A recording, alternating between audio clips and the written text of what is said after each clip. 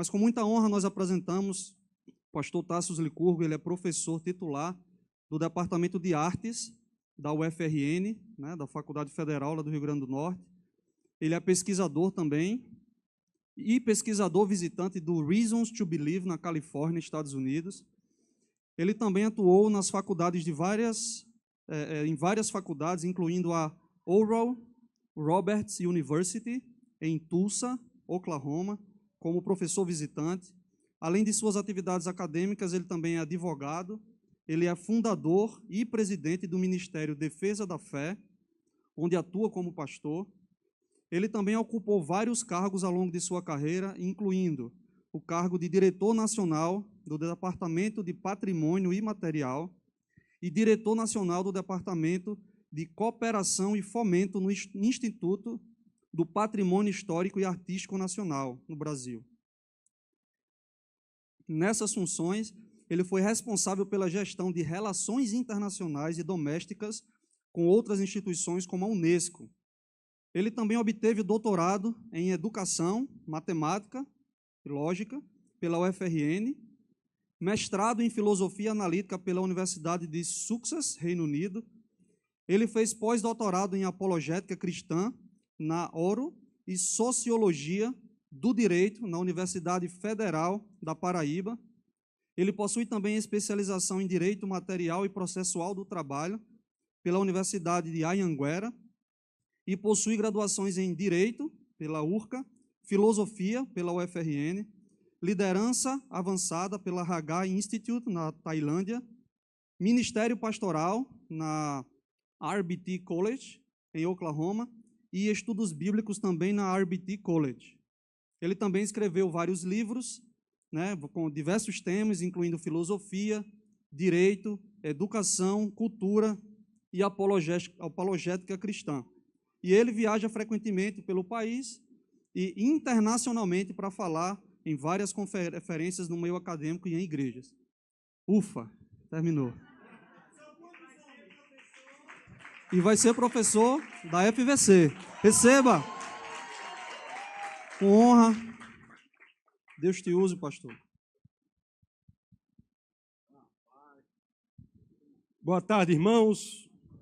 É uma alegria estar aqui. Muito obrigado, pastor, pelo honroso convite para que nós falemos aqui da relação entre o cristianismo e a política. Para tanto, a gente vai começar falando como a nossa fé é uma fé que pensa, é uma fé racional, uma fé que é estruturada no pensamento. É possível ter uma fé que não é racional, mas essa fé que não é racional não é a fé do tipo cristã, porque a fé do tipo cristã ela tem que pensar o mundo, entender o mundo, se posicionar no mundo.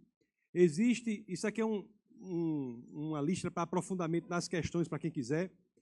Existe uma residência escritural, uma base nas escrituras, na Bíblia, que fala que nós devemos pensar a fé. É inclusive um mandamento que está na primeira epístola de Pedro, no capítulo 3, no verso 15.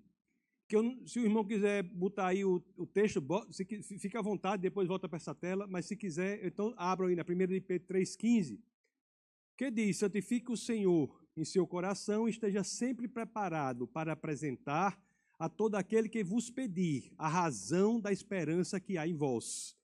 É um mandamento escritural, esteja sempre preparado para apresentar a todo aquele que vos pedir a razão da esperança que há em nós. Em vós, né? O texto diz que é um mandamento para quem está lendo. Então, nós devemos estar preparados para dizermos o porquê nós cremos. É um mandamento numa carta católica, no sentido do grego católicos, que é universal. Por que eu estou dizendo isso? Porque as outras cartas, embora sirvam para todos, claro, mas elas têm no seu comando a necessidade de que entendamos o contexto em que o comando é proferido. A primeira epístola à igreja em Corinto, por exemplo, você tem que entender o que estava acontecendo lá. A igreja em Roma, você tem que entender o que a carta aos Romanos está dizendo. A primeira de Pedro é universal. Então, o entendimento é mais direto. Então, existe um comando para que saibamos o porquê da nossa fé. Primeira de Pedro é um mandamento para todo cristão, para que saibamos o porquê da nossa fé. Então, é por isso que faz parte da nossa experiência cristã pensar a fé, pensar Deus, entender Deus, saber o que está acontecendo. nos posicionar. Na realidade, amados irmãos, a questão não é nem se o pastor deve ou não falar de política, é que o pastor tem de falar dos temas em que a igreja está inserida, porque nós temos que saber a razão e o porquê, o que está, do ponto de vista intelectual, sustentando a nossa fé. É um mandamento. Inclusive, nós temos que, é tão importante o pensamento na fé cristã, não é que ela substitua a fé. A fé nos leva a lugares muito mais longes que o pensamento, do que a razão. Mas é que a fé ela não é oposta à razão. Ela não é contrária à razão. A razão dá sustentáculo para a fé. É tanto assim que Deus, eu acho que o pastor falou aqui, que Deus ele é, inclusive, alguém que se doa em sua revelação para que seja explicado. Agradeço imensamente por não ter tocado aquela música, né? Ninguém explica Deus, ninguém explica Deus. Eu estou fazendo aqui um movimento nacional para ninguém tocar essas músicas, ninguém explica Deus, ninguém explica Deus, porque senão acabou a teologia, a faculdade vai fechar. Fecha a faculdade de teologia, porque se ninguém for puder explicar Deus, né? Então Deus é susceptível de explicação, não porque a nossa mente finita apreende a mente infinita que é Deus, não. Mas porque a mente infinita que é Deus resolveu se revelar a nós. No que ela se revela, nós podemos explicá-lo. É lógico que nas coisas em que Deus não se revela, essas coisas não são capazes de serem explicadas. São insusceptíveis de serem explicadas. Aliás, isso é o que diz Deuteronômio 29. O povo só fica na primeira parte. Se vocês quiserem abrir aí, ou então se o irmão quiser botar aqui, a primeira parte diz o quê? As coisas encobertas pertencem ao Senhor nosso Deus. Essa é a primeira parte de Deuteronômio 29. Aí o povo lê isso aí e para. Aí diz, ó, tá vendo, irmão? É um mistério, as coisas encobertas pertencem ao Senhor nosso Deus. Eu sei, irmão, as coisas encobertas pertencem ao Senhor nosso Deus, e Deus me livre querer explicar essas coisas encobertas, só se eu fosse doido. Não é verdade? Porque elas pertencem a quem? Ao Senhor nosso Deus, só se eu fosse doido. Não é dessas coisas que eu estou falando, mas não são as encobertas, são as que foram reveladas. E onde é que diz isso? No próprio verso. O povo só lê a metade. Se você for ler a segunda metade do Deuteronômio 29, diz o quê? Mas as reveladas nos pertencem aos nossos filhos, para que cumpramos todas as palavras dessa lei. Então, as reveladas, segundo as Escrituras, segundo Deuteronômio, segundo o Pentateuco, a Torá 29 diz, as reveladas nos pertencem. E não nos pertence por qualquer razão, não. Pertence a nós e aos nossos filhos. Para que cumpramos as palavras dessa lei. Há um intuito que nós entendamos as Escrituras e entendamos quem Deus é. Então, existe essa revelação. Até porque, né, irmão? Eu falo isso sempre, vou aproveitar para falar para vocês. Até porque você explicar a Deus é um pressuposto lógico de amá-lo, não é verdade? Como é que você pode amar genuinamente aquele que você não entende? Deus se doa em revelação para que nós cresçamos em amor por Ele, para que sejamos o que Ele é. É o quê? Deus é amor. Está onde? Está lá na primeira epístola de João, no capítulo 4, no verso 8. E se repete 8 versos depois, na primeira de João 4,16.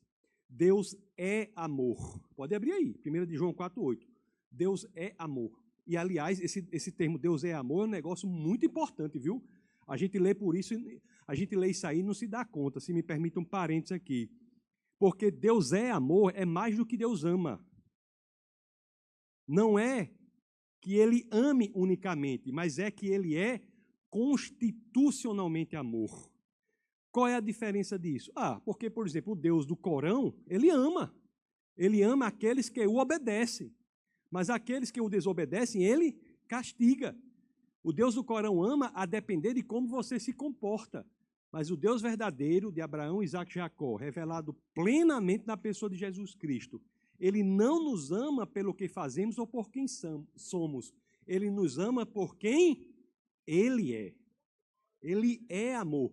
É por isso que o amor de Deus é incondicional. É incondicional. Ele ama por quem Ele é, independentemente do que façamos. Ele é amor. Isso é muito importante na teologia, essa frase que muitas vezes a gente lê, mas é impressionante. É tão impressionante que Deus é amor antes de nós sermos criados. Como é que Deus pode ser amor antes daquele a quem Ele ama ser criado? Se o amor pressupõe uma relação entre quem ama e quem é amado. Olhe só as Escrituras como são incríveis. Qual é a justificativa para isso? Como é que Deus pode ser Ele amor, se o amor pressupõe uma relação? E se Ele é amor antes do ser humano ser criado? Isso é um indício da Trindade. A relação entre as pessoas da Trindade é uma relação de amor. Por isso que Ele é amor antes mesmo de nós sermos criados. É muito importante isso aí para que nós entendamos. Eu estou dizendo isso tudo apenas para dizer que Deus se revela para que nós o amemos e sejamos parecidos com Ele. Deus é amor. É diferente do nosso amor, né? Eu amo a minha esposa, mas eu tenho que confessar a vocês. Se você me perguntar, Tassos, por que você ama Camila? Eu vou dizer, eu amo Camila porque ela é isso, ela é uma pessoa assim, ela é assado, tal, não sei o que, ela se comporta assim, eu vou dar um bocado de qualidade para ela. Meu amor é o seguinte, eu a amo por quem ela é. Agora, assim, por que Deus me ama? Por que Deus ama cada um aqui? Ele não vai dizer, Deus ama você por isso, por aquilo, não. Ele ama por quem Deus é. Não é verdade? Tanto que uma vez, é tão impressionante, isso nos dá esperança, né, irmão? Se eu fui salvo, você vai ser, irmão. Eu tenho certeza, isso não dá esperança. Uma vez na Bíblia, é porque tem um cara que diz, para me converter foi difícil demais. Tem uma vez na Bíblia, fui procurar as pessoas que eram salvas na Bíblia. Tem gente que 100% de certeza que é salvo. Tem essa categoria quem tem 100% de certeza que é salvo. Abraão, Isaac e Jacó são salvos. Lá nas Escrituras nós vemos que participaremos da boda do Cordeiro à mesa junto com eles, né? Abraão, Isaac e Jacó estão salvos. Eles colocaram a fé nele, no Messias que vinha no futuro. Assim como nós colocamos hoje a nossa fé no Messias que veio no passado, no advento. Eles são salvos. Os patriarcas, alto nível, Abraão, Isaac e Jacó. Aí eu falei, quem mais? Quem mais? Aí sabe qual foi o outro que eu achei que é salvo? O ladrão. Mas não é incrível? Você tem os patriarcas, Abraão, Isaac e Jacó e o ladrão. Olha, essa é a elite. É a elite nas Escrituras de quem é salvo. Os patriarcas e o ladrão. O ladrão, que não tinha feito nada que prestasse, não apenas não tinha feito nada que prestasse, como também não viria a fazer nada que prestasse. O ladrão não poderia andar nas veredas da justiça, por quê? Porque seus pés estavam pregados na cruz. O ladrão não poderia fazer boas obras, por quê? Porque suas mãos estavam pregadas na cruz. Né? Aquele ladrão olhou para JC, naquela situação, transfigurado, totalmente desfigurado, cuspido, humilhado, olhou para JC, reconheceu o senhorio ali e disse, Senhor, lembra-te de mim, não foi? E a resposta de Jesus, rapaz, não só foi impressionante, como foi imediata. Ainda hoje estarás comigo no paraíso. O ladrão havia tomado café da manhã com Satanás e ia almoçar com o próprio Deus. O ladrão, não é verdade? O ladrão, irmão, não é incrível isso? Então ele é amor. Então ele se revela para que nós cresçamos em conhecimento de quem ele é e cresçamos em amor por ele. Ele se revela. E como é que Deus se revela? Aí é que nós vamos entrar aqui na necessidade de entendimento do mundo, exatamente da política, do que é o comunismo ideológico, etc, etc. Por que nós temos que fazer isso? Aí que nós vamos entrar aí. Como é que ele se revela? Uma das maneiras pelas quais ele se revela, ou dito de maneira mais adequada, mais técnica, como foi o pastor, a pastora que falaram, é pelo registro da sua revelação pelas Escrituras. 66 livros.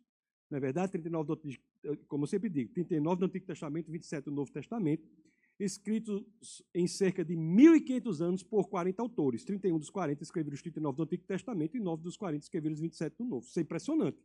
Sem nenhuma contradição. Um tema interessante da confiabilidade da Bíblia é isso. Você avalia, se não tem contradição, tem dificuldades. Eu sou impressionante, porque eu escrevo meu livro eu sozinho, no final tem contradição. Você imagine, e autor totalmente diferentes, né? Como eu sempre digo. E mais uma vez, que a gente não vai falar muito sobre isso, mas é gente diferente. Você tinha pescador, no caso de Pedro Reis, no caso de Davi e Salomão. Tinha filósofos de envergadura, de autoconhecimento, como era o caso de Paulo ou Saulo, sempre teve os dois nomes, nunca mudou de nome, não é? Que estudou aos pés de Gamaliel, e eu não sou nem tanto impressionado assim com Gamaliel, eu sou mais impressionado com o avô dele, Hilel. que é o fundador da escola judaica, melhor e maior escola judaica de todos os tempos. Olha a linha de Gamaliel. Olha a linha de Gamaliel. O avô dele. Eu acho que Paulo dizia, rapaz, isso aí não é Bíblia não, viu? Mas eu acho que Paulo dizia, Gamaliel, o que teu avô dizia sobre isso, né? Deve dizer assim, né, irmã? A senhora que é hebraísta. Então, é impressionante. Então, um livro impressionante. É um texto incrível. Isso é uma revelação. Tem livro para tudo. Tem até livro para evangelizar os tarados, que é Cantares, né? Não é não, pastor? Até para evangelizar os tarados tem livro. É claro, né? Cantares, brincando, vocês sabem, mas Cantares, além de ter a relação com a igreja, no ponto de vista do casamento, a percepção de que, a perspectiva de que o amor entre o esposo e a esposa, o marido e a mulher não se dão apenas no plano espiritual, almático, mas também físico. Cantares é um livro muito importante. Então, essa é uma revelação. Não é sobre ela que nós nos debruçaremos aqui no tempo que nós temos, mas sim sobre outra revelação, que Deus se revela também pelas coisas criadas. Coisas criadas. O mundo é uma revelação de Deus. Onde é que está isso? O apóstolo Paulo, na carta aos Romanos, no capítulo 1, no verso 20, diz, pelas coisas criadas, você tem acesso a várias características, seu poder, a divindade, várias coisas lá. Romanos 1:20. Então, as coisas criadas são revelação de Deus. E o que são as coisas criadas? O universo, tudo mais que existe. O ser humano e tudo mais que existe. Então, é por isso, por essa linha, que nós temos que nos posicionar no entendimento do mundo. No entendimento do mundo e como as coisas são. Porque o mundo é para ser apreensível ou suscetível de apreensão intelectual pelo cristão. O cristão é alguém que deve se interessar pela realidade, para proclamar a verdade, no mundo que se regozija na mentira. Proclamar a esperança no mundo que se zigue-zagueia na desesperança. Nós temos que entender o mundo para... Não foi o que a palestra do pastor aqui. Foi o que o irmão Paulo fazia. Tem de entender. Entender o mundo. Ingenuidade não é qualidade em nenhuma situação. Você sabia disso? Tem crente que fica proclamando um estilo de vida de abestalhamento. Acha que ser abestalhado é santidade. Ser abestalhado é ser abestalhado mesmo. Entendeu? Você tem que ter o coração puro, coração guardado. Mas você não pode ser ingênuo, não. Tem que ser astuto como a serpente. Mas tem que ser coração puro. Você não vai fazer nada contra ninguém, sentir mal contra ninguém. Seu coração não vai ficar apertado. Tem que guardar o coração. Mas você não pode ser abestalhado. E você tem que entender. E para entender isso, tem que entender as forças que estão atacando a nossa sociedade. E o próximo livro meu que está saindo, estou até preocupado, que eu estou falando com a editora já há uns 4, 5 dias já, que é exatamente sobre esses... Eu digo que há ali 2 estratégias centrais de ataque à humanidade. A primeira delas é sobre a qual nós falamos muito, eu acho que até aqui já foi falado, que eu chamo assim, é do faraó do Egito, ou da brutalidade, né? De subjugar, da submissão. O povo de Deus foi escravo lá por mais de 4 séculos, 400 anos. Foi ali que nasceu o antissemitismo, inclusive. 70 pessoas entraram como convidadas, ao final dos 400 anos, eram 2 milhões de escravos. Foi brutal. Essa é uma estratégia. Nós oramos muito pela igreja perseguida, não oramos? Só no século XX, o século passado, mais pessoas foram mortas, cristãos foram mortos, unicamente em razão da sua fé, do que nos 19 outros séculos somados. Sabia disso? Só no século XX. Tem vários países aí que a posse da Bíblia é punida com a morte. A posse da Bíblia é punida com a morte. A igreja perseguida é uma realidade. Agora, existe outra estratégia, é isso que eu falo no livro, que é a estratégia do rei da Babilônia. O rei da Babilônia trouxe Daniel e seus amigos, e a eles foi oferecida a bebida do rei, a comida do rei. Eu imagino que não era tão boa quanto não, mas era parecido com o que a gente comeu aqui. Era um negócio alto nível. Alto nível. Tinha tudo aqui. Não tinha? Tinha ribação, tinha frango, tinha carne, tinha tudo. Então você chega, a bebida do rei e a comida do rei. Foi oferecida a Daniel e seus amigos isso aí. Então essa estratégia não é de subjugar, é de quê? Seduzir. Eu tenho conclamado a igreja do Senhor. Vamos orar pela igreja perseguida? Vamos, mas vamos orar pela igreja seduzida. E está sendo seduzida pelo quê? Pelas essas estratégias perversas do comunismo ideológico. Ó, pessoal, eu já começo falando assim sobre esse assunto. Preste atenção, eu vou dizer bem claramente. O comunismo é uma ideologia do Satanás. É impossível uma pessoa ser crente e ser comunista. Só há uma situação de alguém querer ser crente e ser comunista. Aliás, 3. Ou não sabe o que é cristianismo, ou não sabe o que é comunismo, ou não sabe o que é nenhum dos dois. E nós vamos entender agora, de maneira resumida, no tempo que me resta, como é que isso faz. É até que hora mesmo aqui que eu tenho que falar, hein? Eita, falta quanto? 10 minutos, é? Hein? Hein? Não, então tem que saber a hora aí. Então veja bem, vocês vão entender agora como é o comunismo. Depois me diga quanto tempo falta para poder me organizar. Quanto é eu esqueci, não sei nem ouvi a programação. 17? Aí você vai ver agora como é a situação. Preste atenção. O que é o comunismo? Preste atenção, agora a gente vai entender o que é o comunismo, para que a gente não saia falando doidice aqui. Preste atenção.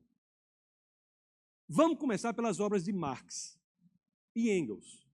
Marx e Engels, eles tinham um intuito que era até interessante. Assim, quando eu fui estudar Marx e Engels, o professor na época, eu era bem jovem, o professor na época era até um americano. Ele dizia assim, nós vamos separar, ninguém vai chamar marxismo, a gente vai falar marxianismo, diferente de marxismo, porque a gente vai se interessar com a questão filosófica. E, de fato, a ideia de Marx era dizer como as sociedades funcionariam. Ele disse assim, eu vou criar uma lei, que é uma lei que vai descrever como todas as sociedades funcionam. Aí a lei que ele criou, a ideia dele, de Marx e Engels, era a seguinte, que todas as sociedades começariam com um regime feudal, feudalismo. Esse feudalismo geraria tensões internas que gerariam a revolução burguesa. Então, para ele, toda a sociedade passaria de feudalismo naturalmente para capitalismo. No capitalismo, você passaria o tempo, você teria tensões internas que geraria outra revolução, a revolução operária. Então, você teria o comunismo. Então, ele disse, olha, toda a sociedade funciona assim, feudalismo, capitalismo, depois comunismo. Se isso, de fato, ocorresse nas sociedades, seria uma grande descoberta dele, porque ele teria descoberto como as sociedades naturalmente funcionariam. Qual é o problema na ideia de Marx? Qual é? Não funciona. Não foi assim. Não é assim que as sociedades acontecem.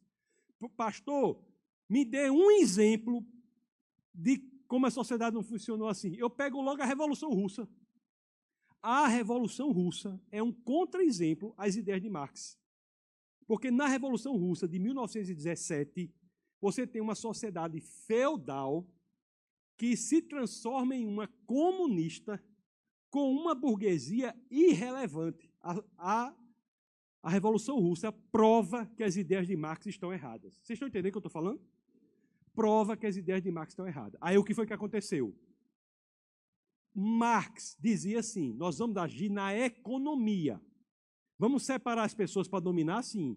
Vamos botar patrão empregado, burguesia proletariado. Nós vamos dividir assim. Toda a vida o discurso era econômico. Aí, como não funciona, os pensadores, depois de Marx, começaram a dizer assim, pessoal, vamos manter a mesma técnica de dividir, só que em vez de ser na economia, a gente vai dividir na ideologia. Porque Marx, ele dizia que a gente age na economia e a ideologia vem naturalmente. É uma consequência natural da ação na economia. A infraestrutura econômica gera a superestrutura ideológica. Estão me acompanhando mesmo? Pronto. Diga, porque às vezes eu digo as coisas, nem eu entendo, viu? Vocês falem aí, não vai me enganar não, viu? Aí os sucessores de Marx disseram assim, vamos agir na ideologia. O próprio Lenin, na Revolução Russa, já tem uma ação muito mais ideológica, política, do que previa a teoria de Marx. Aí, pessoal, vem um caba que bagunçou tudo. Esse foi imoral.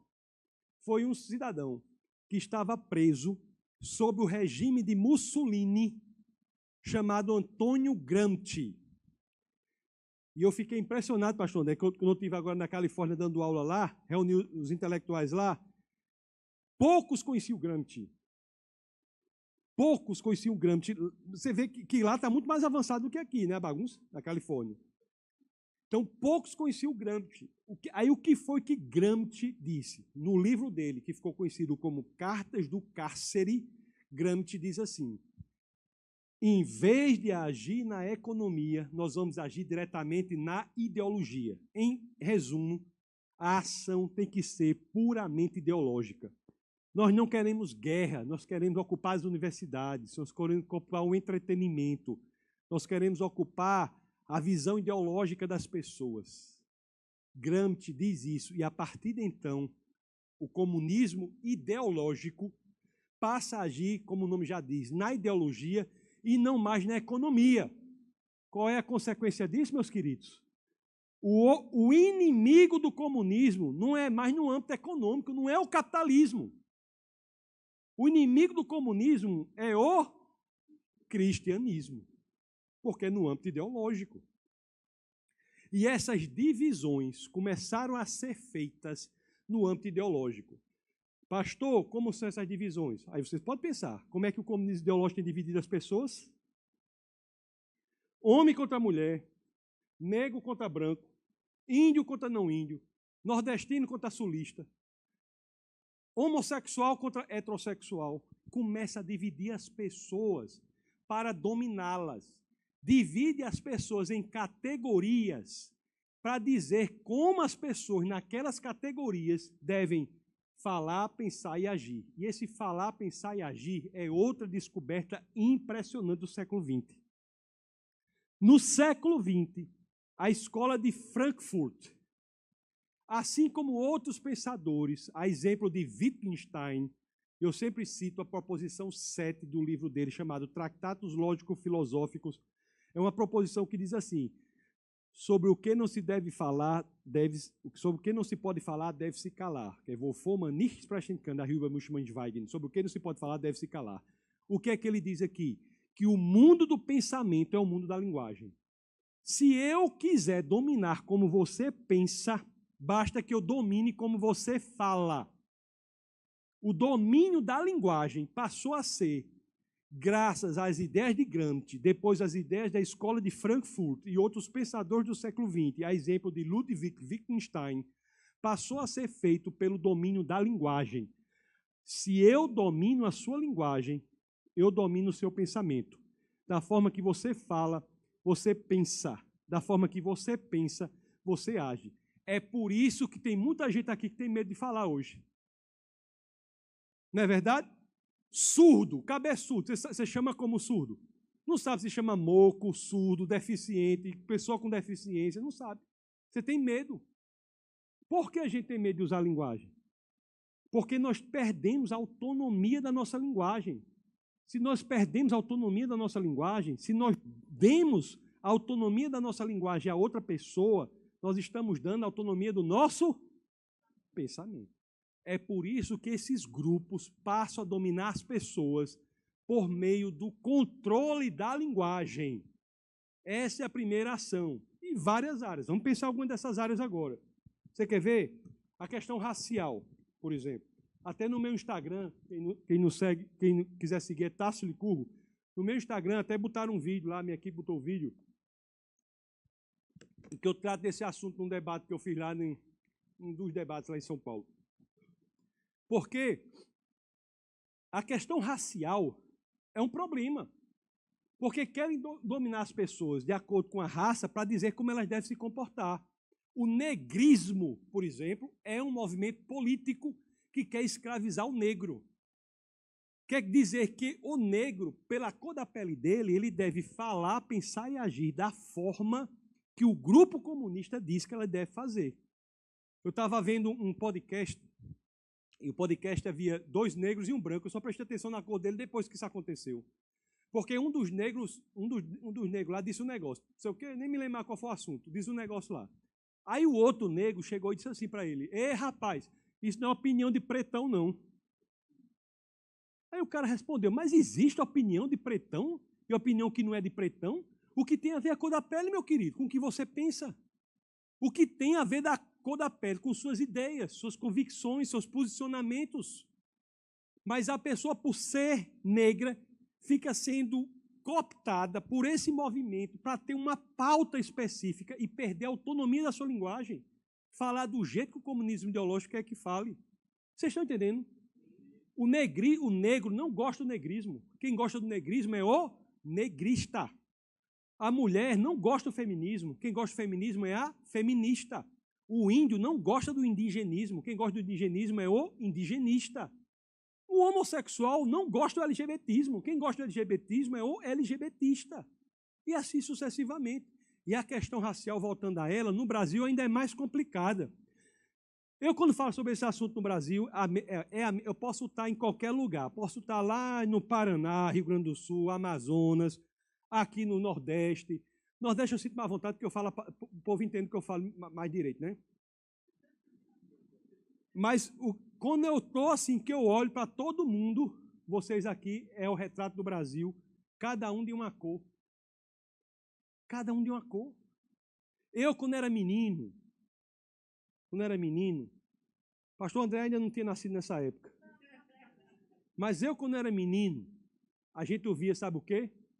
Por dizer assim, nós somos um povo mestiço.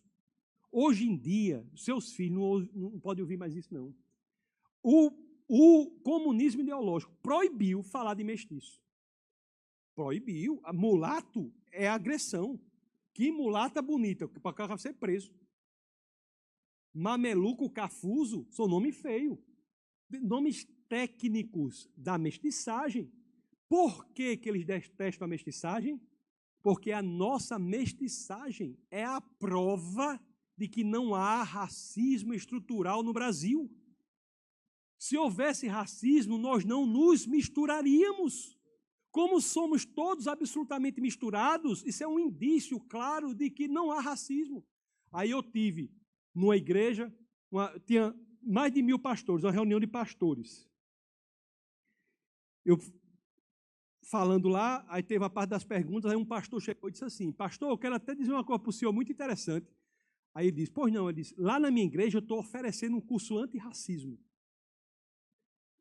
Pois é. Aí eu perguntei, pastor, certo, mas agora o senhor me permite que eu tire uma dúvida com o senhor? Ele, pois não, e essa minha dúvida é para o senhor e para o resto tudo que está aqui. Só que não vai dar por 1000 falar, né? Vai ser, eu quero saber, na igreja de vocês tem racismo? Japonês não toca bateria aqui não, galego não pega nem no violão, negro na bateria não quero nem saber. Tem isso? Não. O que é que o senhor está falando? Assembleia de Deus? A Assembleia de Deus tem líderes negros, mentores negros, pessoas importantíssimas, negras. Que está vendo isso na sua igreja? O pastor disse, não, pastor, realmente não tem não. Então o Senhor está fragilizando a igreja para esse conteúdo comunista de dividir as pessoas dentro da igreja? Porque na igreja do Senhor, aí você já começa a entender que a igreja é uma das resistências contra essa maldade. Na igreja do Senhor, nós somos um. Numa época, amados irmãos, que 75% da população de Atenas eram de escravos, 50% da população de Roma era de escravos, o apóstolo Paulo escreveu à igreja, a carta aos Gálatas, no capítulo 3, no verso 28, não há homem nem mulher, judeu nem gentil, escravo nem livre, todos somos um em Cristo Jesus. Então nós temos que nos posicionar contra essa divisão. Você veja, e ainda mais no caso brasileiro. O caso brasileiro, vocês sabem quem era o presidente do Brasil em 1910, vocês sabem? 1910, quem era o presidente do Brasil? Nilo Peçanha, um negro, 100 anos antes de Obama.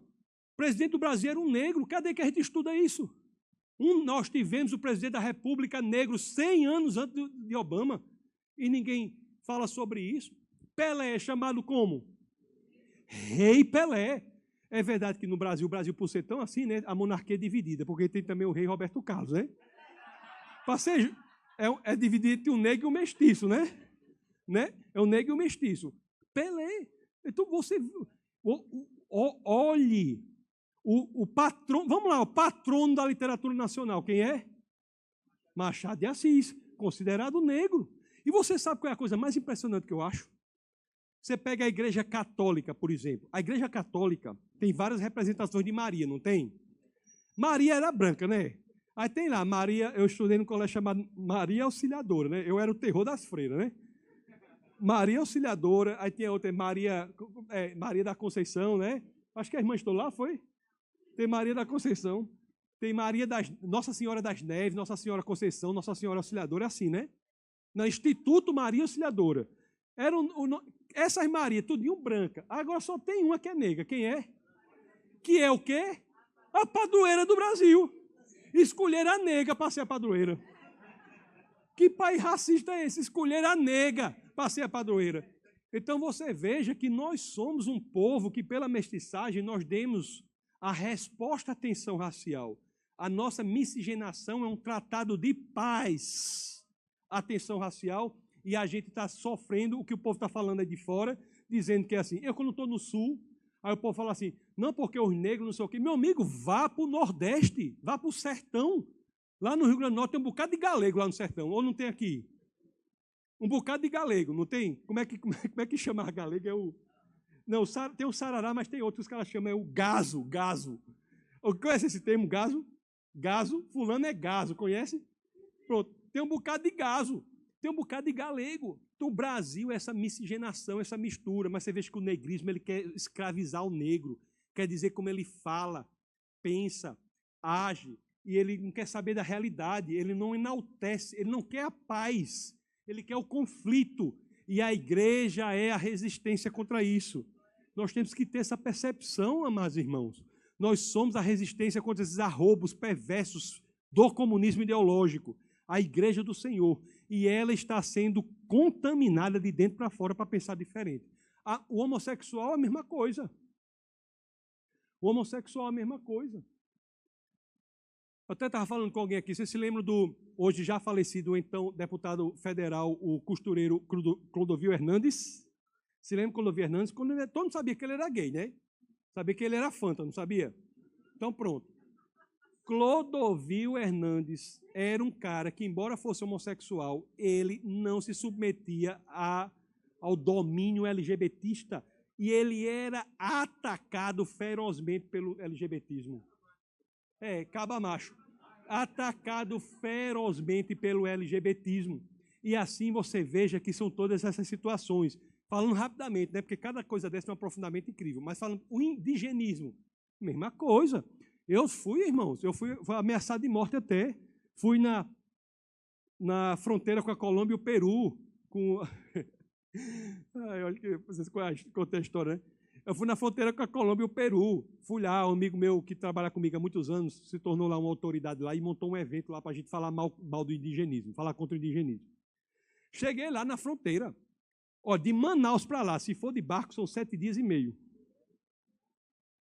Se for de barco. Eu fui no aviãozinho. Se chover, volta, porque o avião não pousa chovendo. Não tem pouso por equipamento, não. Fui lá, estava lá o evento, os índios lá, os ticuna. Maior etnia brasileira, ticuna. Cheio de ticuna lá, o grupo dos antropólogos comunistas, nenhum de lá, né? A maioria aqui do Sudeste faz concurso lá, não sei o que, os antropólogos comunistas, e tinha a FUNAI, aquelas coisas que não prestam lá também. Aí cheguei lá, aí o que é que eu fui? Não, aí eu dizia assim, primeiro, eu cheguei a dizer assim, para os índios, para os ticuna, sabe o que é que vocês têm de plantar? Os ticuna, não, eu digo, o que vocês quiserem. O que vocês quiserem. Por que que... Olha, ele está 15 minutos, hein, irmã? Tem que plantar... Sabe, plantar o que vocês quiserem. Planta soja, porque não planta soja. Pode plantar o que quiser. Aí não. Rapaz, foi uma confusão, porque o indigenismo quer escravizar o índio. Lá é o seguinte, irmão. Lá você tem aqui, nesse lado daqui fala português, que é Tabatinga. Que inclusive em Tupi, barro, tinga é branco, né? Depois é porque a história com tini, mas não vou falar isso não. Aqui é Tabatinga, fala português, porque não vai dar tempo. Aqui é Tabatinga, fala português. Você passa o quebra-mola, é Letícia, fala espanhol. O menino que nasce ali podia falar fluentemente, nativamente, português e espanhol. E a língua indígena dele. Mas o Estado exige que os ticuna botem os filhos dele numa escola e os professores que falem ticuna. Meu amigo, agora a senhora me diga uma coisa, a senhora veja bem, os meninos na escola falando ticuna, fala ticuna. Olha, com todo respeito, viu? Todo respeito. a coisa mais difícil do mundo, na minha experiência, é encontrar um professor de física que preste falando português, quanto mais falando ticuna maguete. Imagina. Você está condenando aquele menino à miséria, como bicho. Como eu estava no governo, o povo falava, eu era responsável no Brasil, entre outras coisas, por cuidar do patrimônio linguístico. Eu era o que mais sabia tupi lá. Eu pensei que o povo sabia. Os comunistas não estudam, não, também não, essas coisas não. Só sabe fazer confusão. Aí, chegava lá, o povo dizia, eu dizia, não, porque os índios, o povo dizia, não, diretor, não é chamar de índio, não, tem que chamar povos indígenas, eu não chamo povo indígena, não. Não é povo indígena aquilo é povo, sabe o quê? Povo o quê? O índio é povo o quê? Brasileiro. Índio é povo brasileiro, não é povo indígena, não, é de etnia. Etnia tal, etnia tal, etnia tal, mas é povo brasileiro. Então você veja como querem dominar. E assim a mulher é a mesma coisa, o feminismo é a mesma coisa, quer dominar a mulher é o mesmo discurso, deixa os cabelos do sovaco batendo lá no joelho. Quer manter a mulher do mesmo jeito. Acabar com a individualidade. Então, para falar rápido aqui, então a igreja é a resistência. E qual é a outra resistência? Família.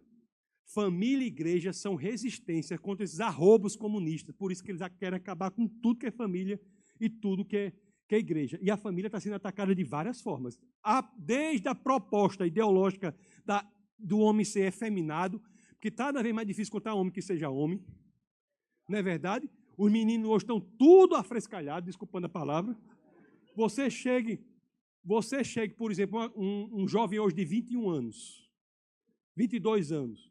Antigamente, qual era o objetivo antigamente? Casar, encontrar um emprego, ter família, ir para o exército, não é isso? Hoje em dia você pergunta para a maioria, sabe qual é o objetivo desse povo? Comprar, não, eu vou para comprar um apartamentozinho bem pequenininho e criar um gato castrado. Querem morar num apartamento bem pequenininho com um gato castrado. E o pior que é, quem é que sofre mais aí? O gato, que não tem nada a ver com isso. O gato, que não tem nada a ver com isso. Levou o cachorro, você levou o cachorro para o veterinário, irmão. Chega o veterinário e diz assim, eu quero cortar o rabo desse cachorro para ficar com cara de mal, assim, e as orelhas para ficar cabo de mal. Aí o veterinário diz, sabe o quê? Não, disse, olha, o senhor veja bem, hoje em dia, a Associação dos Veterinários, não sei de quem, diz uma teoria maior do mundo, diz que não pode mais cortar o rabo e a orelha do cachorro, não. Ah, é, senhor, muito obrigado, desculpe, mudou, não foi na minha época, não era assim, não. Deus lhe abençoe, até mais, até a próxima, fica à vontade. Você não chega nem na porta do consultório, ele grita lá de dentro, e o senhor não vai castrar o seu cachorro, não? Eu disse, oxi, fez nem um minuto, o senhor não queria cortar o rabo, não queria cortar a orelha, e agora essa alegria todo dia para cortar os documentos do cachorro? Hein? Como é? Pastor, sinceramente, me diga, se fosse para cortar os seus documentos, as suas orelhas, o senhor ia querer o quê? Leve as duas, né? É mais uma coisa. Leva as duas, orelha. O ser humano, a família está assim, exatamente a desmasculinização do homem. Homem sem responsabilidade, sem assumir a liderança, parece umas casquinhas de ovo. 10 minutos, irmã, glória a Deus. Casquinhas de ovo. Não, mas diga aí porque eu estou organizando aqui, para não atrapalhar o irmão. Pronto. O homem hoje com uma fragilidade impressionante, sem assumir a sua responsabilidade. Pessoas no casamento bíblico sem assumirem a sua responsabilidade. Lá na primeira epístola de Pedro, no capítulo 3, do verso 1 a 7, você tem uma descrição do comportamento da mulher do verso 1 a 6 e do 7 do homem. Não é verdade? E no 7 tem dizendo, 1 de Pedro 3, 7 tem dizendo como tem que tratar a mulher como parte mais frágil. Tem que assumir a liderança. Então o homem tem que decidir, porque a responsabilidade é dele. E é interessante que lá diz assim, né, para que não sejam interrompidas as suas orações. Um bocado de homem, né, da igreja orando sem Deus ouvir nem nada. Por quê? Porque não é homem no casamento. Não assume a liderança do casal. Não é verdade? Para a mulher tem muita coisa também, né? Coisa que a mulher tem que fazer. Submeter o marido.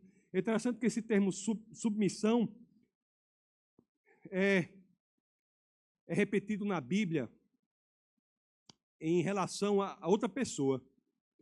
A mulher submete ao marido, né? E na Bíblia, em hebraico, é o potasso, né? Que refere-se à submissão de Jesus ao Pai. É o mesmo termo. Mesmo termo.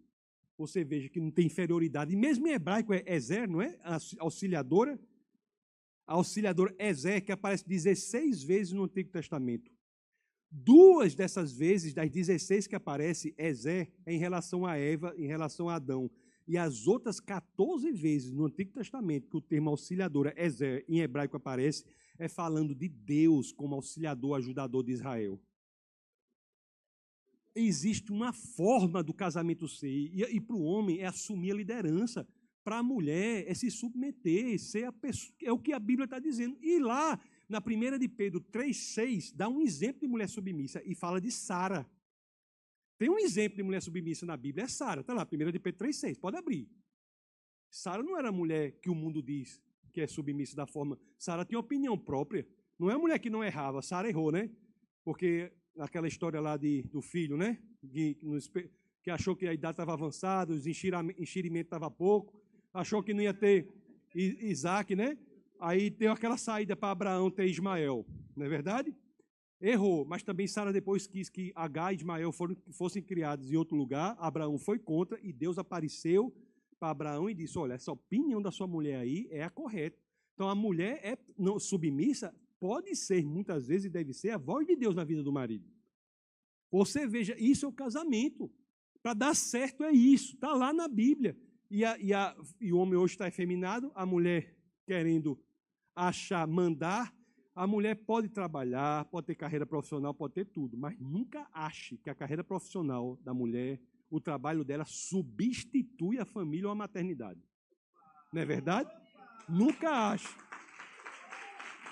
Então, esse é o exemplo. E os filhos hoje é o quê? Como é que está enfraquecendo a família nos filhos? Tem várias formas de enfraquecer. Eu estou falando aqui bem rápido, né? Eu estou aqui, está perdendo para mim aqui, na velocidade que eu estou falando, na velocidade das palavras, né? Olha aqui, qual é a outra que está enfraquecendo os meninos? Qual é? Menino o quê? Mal educado, que não obedece.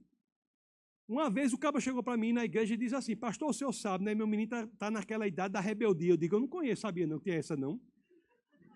Sabia que tinha idade que é normal ser rebelde, não? Eu digo: irmão, cristão, rebeldia é o de quê? Satanás. Se está rebelde, está errado.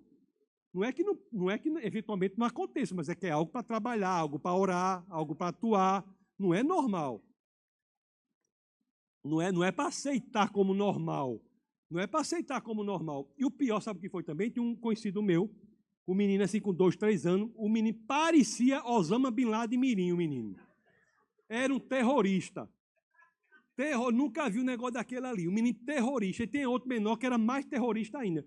Eu fui uma vez para a casa da pessoa, um menino bem pequenininho assim na mesa, chegou assim. Papai, não sabia nem falar direito. Fez para a família lá: papai, você senta aqui. Aí o pai se levantou da cadeira e foi para ali. Mamãe, você senta aqui. A mãe foi para ali. Você senta aqui. Eu fiquei pensando: eu quero ver esse menino apontar para mim. Quero ver esse menino apontar para mim. Eu vou bem me levantar porque esse menino está mandando. O menino mandando na mesa. Papai, você senta aqui. E o outro mais velho, que era um terrorista, os pais foram dizer para mim que não sabe o que é isso. O médico disse que é adolescência precoce. Ou, não, é primeira adolescência. Primeira adolescência. E o que é que está faltando aí? Disciplina. Qual foi o primeiro míssel teleguiado que já inventaram? A chinela japonesa da mãe. Até curva fazia, irmão. Não é verdade? Até curva fazia. Não é verdade? Então, a família sólida é uma resistência. A família que dá identidade. Uma família sólida não faz com que os filhos se identifiquem antes como não sei o quê. Não, eu sou daquela família. Se eu chegar no sertão, eu sou do sertão, sei qualquer pessoa, você é quem? Acaba de dizer: fulano é Maria de Francisco de Joana. Ali é identitária da pessoa, se dá pela família. Famílias frágeis fragilizam a pessoa. E o antinatalismo é uma dessas vertentes de fragilização da família também. Eu estou muito preocupado, já falei até com a neta do pastor aqui, e outras pessoas mais. Famílias maravilhosas, cristãs, tendo pouco filho. Vamos ter filho, rapaz. Tem que ter filho. As famílias cristãs maravilhosas, para influenciar o mundo, tem que ter filho. Vamos ter 4 filhos aí, homem, 5 filhos. A média de filho por mulher hoje no Brasil é 1,65. 2024, 2020 era 2,1. Você está entendendo? 2020, no ano 2000 era 4. No ano 80 era 6. 6. Uma família com 4 filhos, com mais filhos, é uma família sólida, é um núcleo maior de resistência. Quantos aqui tem mais de 4 irmãos? Pronto, eu vou dizer como é a família de vocês, tá certo? Presta atenção como é. Um irmão pode até querer matar o outro, mas vem um de fora falar. Venha um de fora falar com esse que você quer matar do outro, você não mata, quem vai morrer é você. Não é verdade? A família grande, sólida, cristã, é um núcleo de resistência contra o Estado, inclusive. Então, é uma forma de atacar a família. Tem várias vertentes de atacar a família, a igreja. Outra também, sabe qual é uma forma de atacar também? O homem, atacar a pessoa, atacar a igreja, ver esses movimentos. Estou citando alguns, viu? O veganismo. Veganismo é uma ideologia satânica. É uma ideologia satânica. É uma ideologia que faz com que, gradativamente... Você conhece algum vegano que não passe a ser feminista, antinatalista, antipatriarcalista, LGBTista? Conhece? Todos tendem a isso. Por quê? Porque isso é uma ideologia para a pessoa substituir o Criador e botar no lugar do Criador, sabe o quê? A criação. É a porta de entrada para o paganismo moderno. Tinha um rabino que morreu recentemente, de cuja obra eu gosto muito, que ele dizia: os deuses pagãos estão mais vivos do que nunca. Então, é exatamente o veganismo, você botar a criação no lugar do Criador. Você tira Jesus Cristo do trono e bota o papagaio da cara roxa no lugar. É um problema. As igrejas, quais são os cânceres dentro da igreja? A igreja católica, coitada, está mais para lá do que para cá. Qual é? Teologia da libertação. A irmã gêmea da teologia da libertação na igreja evangélica, qual é? Teologia da missão integral. É a ideia de que a caridade tem o mesmo valor da pregação da palavra do arrependimento. Veja que são coisas sutis. Não é a sedução, a estratégia, são coisas sutis. Então a pessoa diz assim: a igreja tem como fim a caridade. Quando você diz isso, você descaracterizou a igreja como embaixada do céu aqui na terra e a transformou numa ONG. Não é que eu sou contra a caridade, não. Eu sou a favor da caridade. Eu só estou chamando aqui o óbvio, que a caridade é um meio para a pregação da palavra do arrependimento, da palavra da salvação. A caridade deve ser utilizada como um meio de você pregar a palavra da salvação, que é a liberdade não só daquela situação terrena, mas a liberdade para a eternidade. No momento que a igreja sutilmente passa a se transformar numa ONG, você passa a ter uma igreja que é fragilizada. Em resumo, meus amados irmãos, para cumprir, o que eu disse para vocês, existe a necessidade de nós pensarmos a nossa fé. Nós não podemos ser ingênuos, temos que saber quais são essas forças malignas que estão atuando. O comunismo ideológico é uma dessas forças malignas. Há outras. O Islã é uma delas. O Islã é uma religião da guerra. Não é da paz, não. Eu tenho dúvida. Tem, então vai ler o Surah 9, capítulo 9, verso 111. Ou Surat, tanto faz. Vai ler. A única certeza de salvação que o muçulmano tem é morrendo na jihad, na guerra santa. É a certeza de salvação. É uma religião da guerra. É uma religião que tem se expandido. Você sabe por que nós não estamos aqui absolutamente dominados pelo Islã no Brasil? Sabe por quê? Ninguém fala isso. Qual é o motivo que nós não fomos dominados aqui pelo Islã? As igrejas pentecostais e neopentecostais nas periferias. Graças às igrejas pentecostais e neopentecostais nas periferias, nós não estamos dominados por essa religião maligna. Maligna. De destruição. Essa é a grande verdade. Pentecostal e neopentecostal. Aí quando vem um cabo de outras... Assim, eu prego em toda a igreja, né? Mas tem umas igrejas que não vêm falar de outras, né? Ah, é porque não sei o quê, a parede preta, não sei o quê. Eu me vá fazer alguma coisa, rapaz. Está preocupado com a cor da parede? Lá na minha igreja a parede é preta, a mulher chegou e disse assim, a senhora chegou e disse, pastor, eu não gosto de ficar olhando para a parede preta. Eu disse, fica olhando para o chão que é branco, irmão.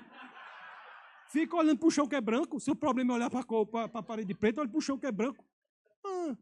Aí você vê essas igrejas pentecostais e neopentecostais nas periferias. Estão lá fazendo o trabalho dela. Porque o pentecostal, você sabe como é, né? Ele conserta o avião voando, né? Não é verdade? Está lá, graças a elas. Então, o Islã é uma delas. Que o Brasil tem isso aí. O comunismo é outra. O outro é o rentismo, que eu falo, globalista. Mas essas três forças estão destruindo. E para que elas alcancem o Ocidente, ela tem que descristianizar o Ocidente. Existe um processo de descristianização do Ocidente. Eu não sei quem é que está falando, se era o pastor que está lá na Inglaterra, a gente está conversando, né? Com alguém, eu não me lembro quem era. É tanta coisa. Conversando lá, e está dizendo que na Inglaterra está tudo se transformando. Bom, então é isso. É a resistência à igreja e família. Para terminar, nos últimos minutinhos que faltam, outro problema seríssimo para acabar com a família. Se chama o quê? Analfabetismo, acabar com a alfabetização. Nós inventamos a impressionante instituição da escola que não sabe ensinar ninguém a ler. Olhe, é impressionante. Uma criança com 6 anos de idade, ela tem que ser capaz de ler 60 palavras por minuto, fazer contas simples de matemática. Hoje no Brasil, mais de 50% das crianças com 8 anos de idade não sabem ler 60 palavras por minuto e fazer contas simples de matemática. Por quê? Porque o método que utiliza é um método satânico, de influência, sim, freirista, de Paulo Freire. Abandonou o método construtivista que vai formar a criança, chega para a criança, você não é estudante não, meu filho, vai formar a criança um militante. Abandona o que funciona. O que é que funciona hoje? O método sempre funcionou. Como foi que a gente aprendeu a ler? Como foi que a gente aprendeu a ler? Beabá, C-A-K, V-A-V-A, L-O-L-O, cavalo. Hoje em dia não se ensina mais assim, não. Você, mãe, pelo amor de Deus, você compra a cartilha do Beabá para o seu filho, senão ele não vai aprender a ler. E se ele não dominar a linguagem de forma adequada, ele não vai ter a capacidade de pensar adequadamente. A média do QI no Brasil hoje é 83. Meu querido, QI 100 traz uma boa e uma má notícia. Quem tem um QI 100, a boa notícia é que ele é mais inteligente do que a metade da população. E a má notícia é que ele é mais burro do que a outra metade. Um QI 83 é extremamente preocupante. Se cair 10 pontos, a média de QI do Brasil, nós estamos falando de uma sociedade de deficientes intelectuais.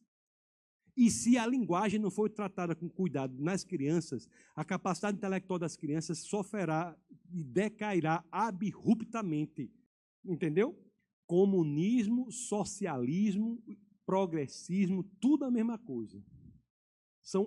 Socialismo é um eufemismo para comunismo. É um nome mais palatável para o comunismo. Agora, é claro, o comunismo hoje não é econômico, é ideológico. Quem é o parceiro comercial número 1 do Brasil? China. Parceiro comercial número 1 do Brasil. Por quê? Porque o comunismo mais avançado chegou à conclusão de que as leis da economia são indomáveis. Há quem as compare às próprias leis da gravidade.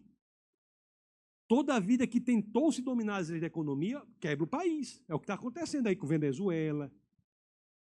Há mais refugiados. Eu acho que faz 2 ou 3 meses, não me lembro, que a vida é tão corrida, tanta coisa que eu faço, que eu fui a Brasília, me reuni com a ex-embaixadora da Venezuela no Brasil e levei a ex-embaixadora da Venezuela do Brasil, na época do governo Guaidó, de Brasília para São Paulo, para a gente fazer um programa lá na maior rádio evangélica do Brasil, que é FM Musical, está no meu YouTube. Bota aí, irmão, aquela outra, se puder botar para eles verem o YouTube aí.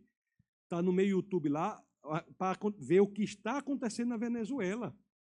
Existem mais refugiados da Venezuela, que é um país que não está em guerra, do que refugiados da Ucrânia e da Síria junto, que são 2 países em guerra, em conflito armado. Então, como é que não há comunismo? Só que o comunismo hoje é ideológico. É ideológico, é o que nós vemos, entendeu? Isso é uma estratégia.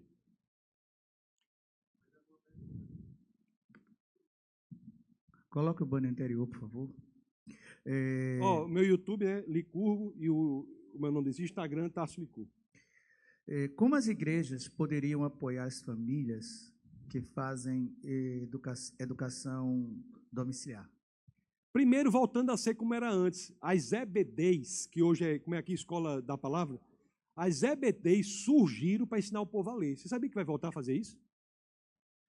Pastores podem começar a comprar livro de beabá. Pode. As EBDs surgiram para ensinar as pessoas a lerem. Inclusive, muitos, antigamente, vocês que são crentes, porque eu não tive assim, cada um tem sua história, né? Eu fui ateu grande parte da minha vida, né? Mas quem nasceu no Evangelho, deve ter conhecido muitas pessoas que aprenderam a ler nas Escrituras. As Escrituras, as igrejas têm que entender que o cristianismo, por si só, é um sistema educacional. Não existe. Olha, as universidades foram criadas, você sabe, como escola de discípulos cristãos. Vocês sabiam disso?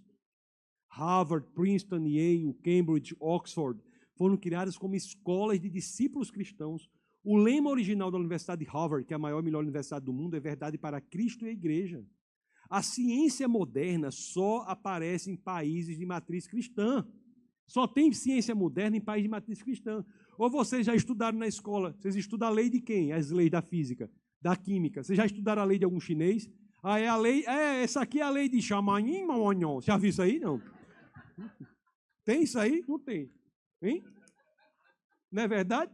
Não é verdade? Aí só estuda a lei de quê? De pessoas que nasceram em país de matriz cristã, porque a ciência moderna apareceu lá. Então, o que é que as igrejas têm que fazer? Tem que fazer entender que a experiência intelectual é parte significativa da vida cristã. Jesus de Nazaré, meus amados, questionado sobre isso, isso está lá em Mateus, no capítulo 22, no verso 37. Abra aí. Pergunta, Mateus 22, 37. Diz, JC, qual é o maior dos mandamentos? Aí ele falou, o maior dos mandamentos é amar a Deus com toda a sua alma, seu coração e o seu entendimento. Deus não quer o seu coração e está pedindo para você deixar o cérebro lá de fora da porta, não, irmão. Então a igreja tem que fazer isso. Não tem crente burro. Você já pensou isso? Você já se notou com isso? Eu, quando me converti, tinha um senhor lá da igreja que eu frequentava que, na época, ele exercia uma profissão muito simples do ponto de vista financeiro. Ele era vendedor de ovo. Hoje em dia deve ser extremamente lucrativa, porque o ovo está caro que só, né? Mas na época era simples. Vendedor de ovo. Era um senhor. E eu conversava com o senhor fazia correlação dos livros. Esse livro aqui, não sei o que do Antigo Testamento. Rapaz, como é que pode? Como é que pode isso? O cara, vendedor de ovo. Eu fui no interior aqui da Paraíba, no Nordeste. Fui no interior da Paraíba, numa igreja aqui, uma igreja bem tradicional. Eu sou meio esculhambado assim, né? Eu só tenho várias camisas igual, né? Você vê minhas fotos, é tudo da mesma camisa igual, né? Lá era o povo tudo chique, né? Mas bem tradicional. Aí eu fui lá almoçar com um pastor lá, um pastor auxiliar lá, me levou para um almoço lá, e eu fiquei conversando com ele. O pastor disse, aí começou a conversar sobre hebraico, e o pastor tinha um conhecimento profundo de hebraico. Eu disse, rapaz, que pastor tem um conhecimento bom de hebraico, e pá. Aí no final eu soube que a profissão dele era porteiro de escola. Aí eu fiquei, meu amigo, com todo respeito a qualquer profissão, mas nós sabemos que não é comum aos porteiros de escola serem bons hebraístas. Não é verdade? Não é comum. Cara, excelente hebraísta, porteiro de escola. Isso se chama o quê? Cristianismo. A dimensão intelectual do cristianismo, que não pode ser pormenorizada. O anti-intelectualismo na igreja tem lançado as pessoas à perdição. É lógico. Tem que investigar. Jesus de Nazaré, quando aquele rapaz Tomé chegou para ele e disse assim, será, Será que esse é Jesus mesmo? O que foi que Jesus disse? Ô caba ruim, sai daqui, caba da peste, vai embora. Disse assim? Não, mostrou as evidências. É claro que ele falou, né? Melhor que você cresça sem precisar. Mas precisa, está aqui as evidências. O cristianismo é para pensar e buscar as evidências. A base do cristianismo é investigável. O apóstolo Paulo diz ali, irmão, na primeira carta aos Coríntios, no capítulo 15, no verso 14, diz o quê? 1 aos Coríntios 15, 14, diz o quê? Se Cristo não ressuscitou, é vã a nossa fé, é vã a nossa pregação. Se Cristo não ressuscitou, se um fato histórico, público, físico, a ressurreição física de um homem não aconteceu, tudo isso aqui é balela. Todas as igrejas do mundo são balela.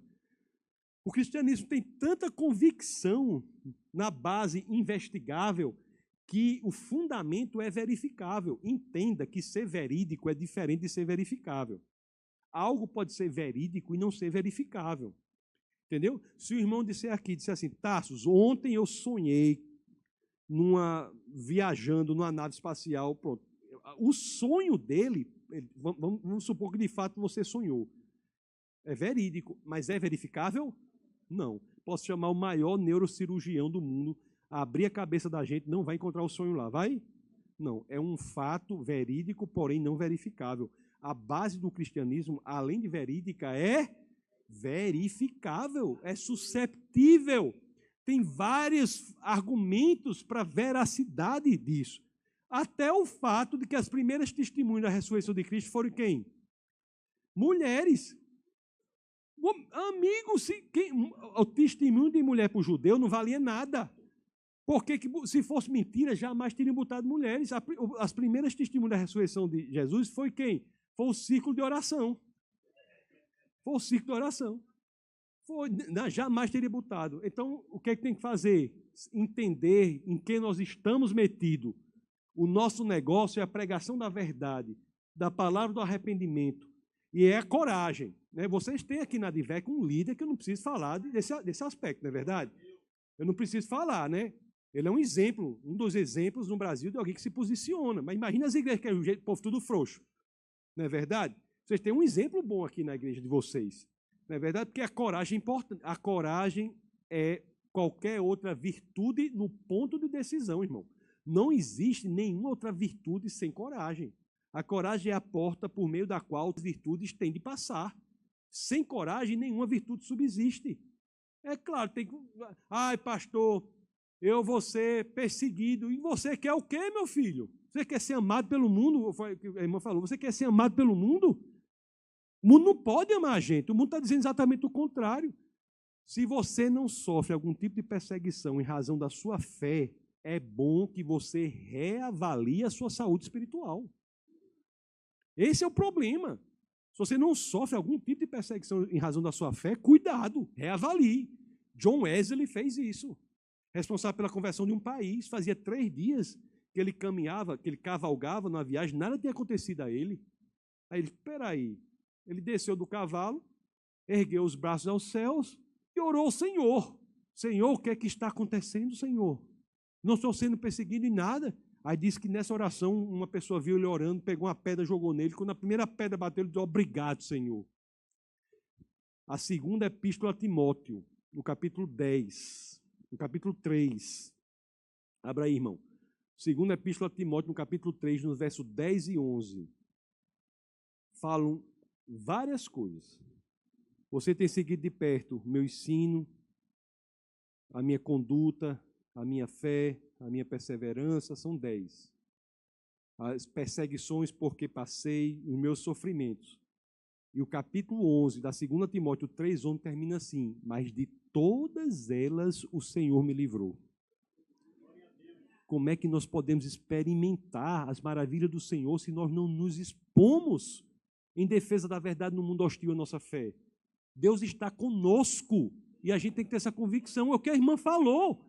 O Criador dos céus e da terra. Ela falou do verbo assar, mas ela citou em português Gênesis 1:1, que é o Criador. Deus, no princípio, Deus criou. Esse verbo em hebraico é baró.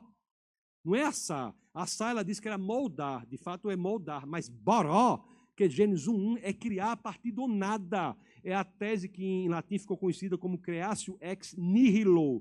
é criar a partir do nada. O Deus que cria tudo a partir do nada.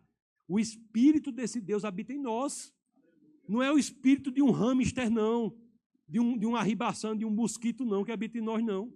Por isso que nós temos que ter convicção de que somos chamados nesse mundo, pessoal. Vamos ter coragem, tem que ter o sangue, o poder de Jesus tem que correr nas nossas veias. Habita em nós. Tem que ser de maneira tal que se uma muriçoca morder a gente, ela tem que sair cantando: há poder no sangue de Jesus.